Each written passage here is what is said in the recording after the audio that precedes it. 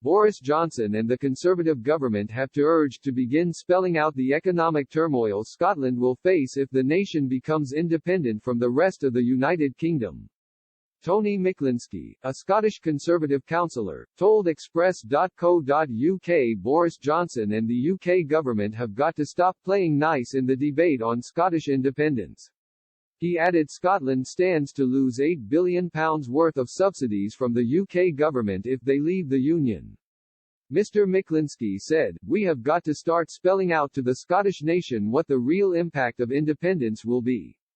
We have got to stop playing nicely. I have been told that people would not react well to being told that they will lose £8 billion because they rely on the English taxpayer.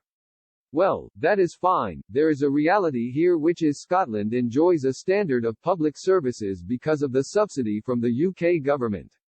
Without it, we will go through a very sustained and painful austerity program that nobody should be even thinking about."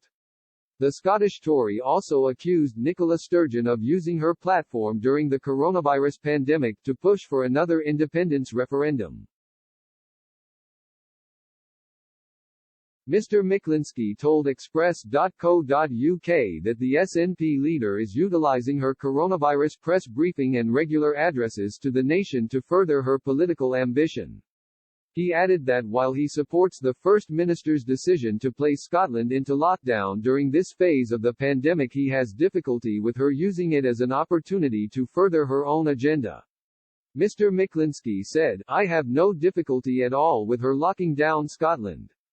What I do have difficulty with is her making political capital out of it.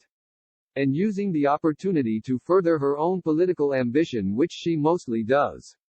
Locking people down, unfortunately with all the impact it causes, is a necessity." On Wednesday, Boris Johnson denounced the SNP's calls for a second Scottish independence referendum during the coronavirus pandemic. Mr. Johnson told SNP Westminster leader Ian Blackford that he hoped that his party will abandon its narrow nationalist position.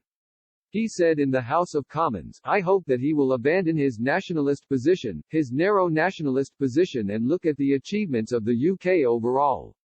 It would be a wonderful thing if the SNP for a moment stopped talking about their desire for a referendum while we are trying to deal with a pandemic."